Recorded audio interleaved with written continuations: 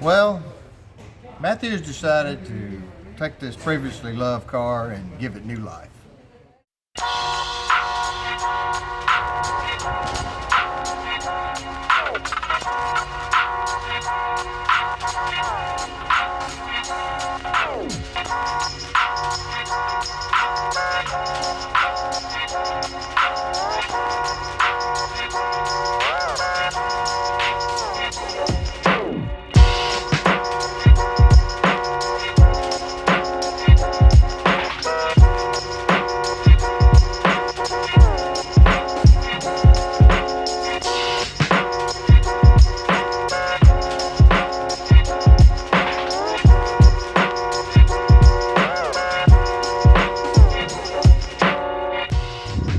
Back in the day when Cadillac came up with this car, they were kind of going for like a slant back design, where if you think about it, it reminds you of those old Daimlers you used to see, and in a way it is pretty iconic. Once again, it is a love or hate type thing, but once you get used to it and you kind of look around the edges, you'll notice it's not really that bad of a vehicle. So the thing that makes this car super duper controversial is this thing has a 4100, the HT 4100 engine, which basically means it's high tech. That's what the HT stands for, and it's 4.1 liters. So you could safely say that the 4.1 is supposed to be built into the title of the vehicle, calling it a 4100 instead of 4.1. What is the issue with this engine? Well, this engine in particular that they made is not really known to be the most reliable if you neglect the mess out of it. That's the way I'll put it, because if you don't maintain this engine correctly, the engine could blow gaskets, blow seals, mix the oil in the coolant. That's really the big thing that grenades and destroys these engines. And not only that, but the engine composition itself, the block is made of aluminum. The heads, however, are made of iron, cast iron, and the intake is also made of aluminum, which basically means dissimilar metals expanding and contracting, constant different rates.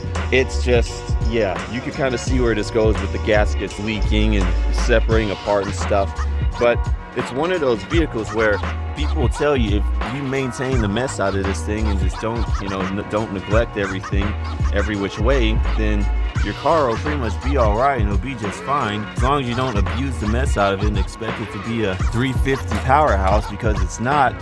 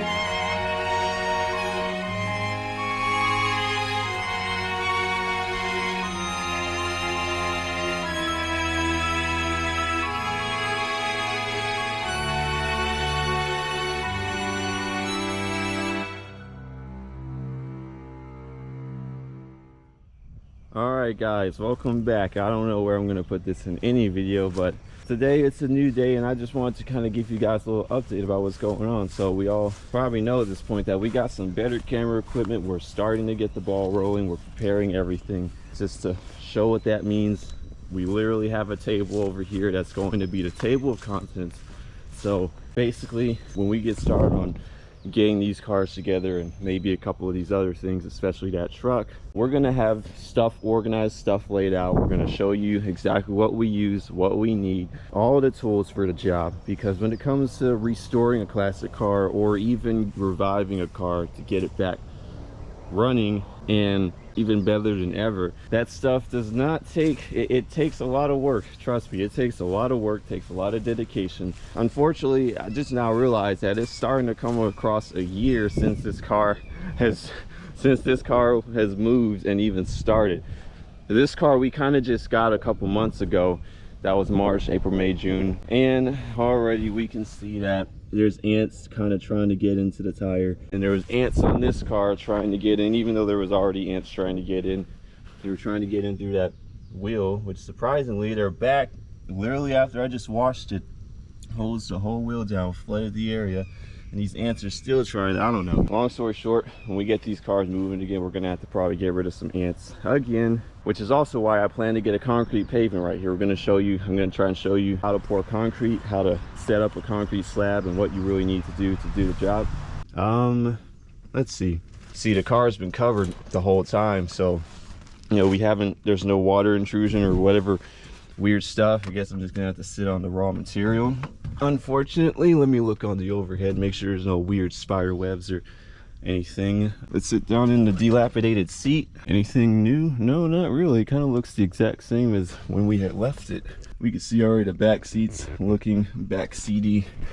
And here, oh, it feels oh crap, I forgot there was a spider web right there and I just sat right into it. Hopefully I didn't catch any spiders, because there was a black widow in that little compartment, and that was not good. So, but yeah, we could see old classic Chrysler interior, all this green, all this 70s. But so far, I mean, look under here, everything looks kind of the same. I don't know what's going on with that fuel filter. It's all foggy now. Don't know if that's because of the fuel or what, but so far, I mean, it looks pretty good. I mean, nothing except for a few spider webs showed up and stuff. So yeah, there's no antifreeze in there. I completely forgot about that. I honestly forgot about the whole antifreeze thing. It had leaked out right when we parked over here, because the heater hose, this one had expired. I literally have new heater hose for it, but man, time was just not on my side this year, and then it's already still busy enough, so I gotta, the little time I can make to come out here, I have to really make it work. But yeah, we gotta really get this car going. I don't even want to look at the transmission fluid level. Let me just check it for the sake of checking it. But hey, at least there's no weird animals or dead stuff in here. Where's the transmission fluid? And it's probably back at the same level as it was before I bought it, which means a lot of it's probably leaked out into the ground, unfortunately. Man, don't you just love this stuff? So that means all the new transmission fluid that we had poured in at that time is probably now onto the ground because of that leak. So that means we're gonna have to buy another jug of transmission fluid, which, I mean, is it the end of the world? No, it's only 20 bucks. Let's take a look at the air cleaner.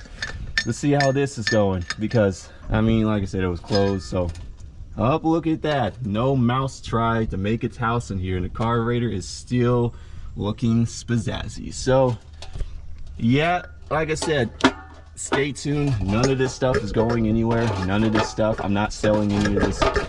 Come on, okay, hold up. Yeah, none of this stuff is, come on. Oh, these old stovetop lids, gotta find the right spot. There we go. But yeah, none of this stuff's going anywhere. Don't worry, none of this stuff's been sold. It's not going away. We're not, you know, it's not one of those, oh, let's get it running and driving and you never see it again. We're gonna really try and get started here. We're gonna really get the ball rolling. So once you get the ball rolling, you just can't stop. Thank you guys for watching. I'll see you later. And like I said, stay tuned. We have a lot of stuff coming your way.